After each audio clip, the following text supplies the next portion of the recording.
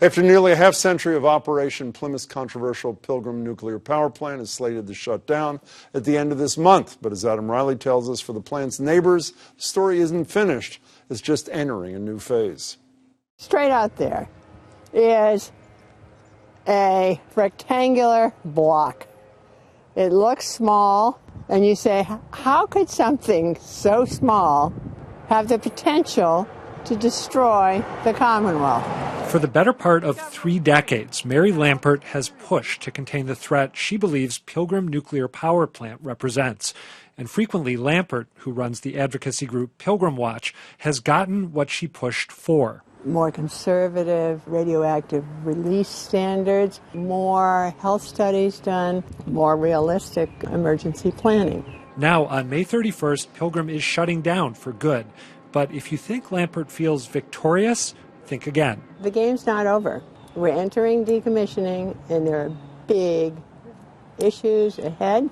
Decommissioning a nuclear plant happens after shutdown, when it's painstakingly cleaned and dismantled to eliminate radiation risk.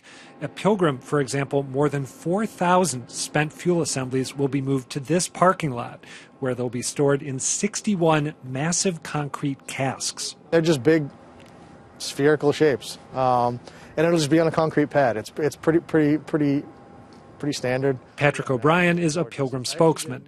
When he talks about decommissioning, he makes it sound almost boring, saying the process will be to return this site to kind of how it was pre-Pilgrim.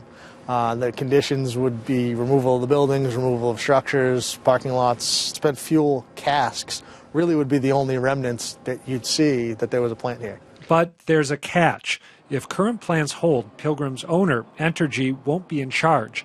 Instead, the plant will be transferred to Holtec International, along with Pilgrim's Decommissioning Trust Fund, which contains roughly $1 billion. It will clearly cost more than they're estimating. Lampert notes that Holtec has never decommissioned a plant before and says unforeseen costs could leave taxpayers on the hook. She's also concerned about the cleanup's pace, especially given Pilgrim's location. Anything that's in the soil and the groundwater is going to flow into Cape Cod Bay. Also worried about the future, Plymouth town manager Melissa Arrighi. It is incredibly disappointing to me that the town of Plymouth will be the community that is stuck with the spent fuel for all these years, when really that wasn't the original promise. Which was that all spent fuel would be shipped to New Mexico for storage. Arrighi also says despite the huge role Holtec is about to play, the company is still something of a mystery. Do they have the wherewithal? Do they have the fiscal responsibility and management to make sure that that money is spent first and foremost on cleaning up the site, making sure that safety of the spent fuel rod, the moving of the spent fuel rods, that comes first?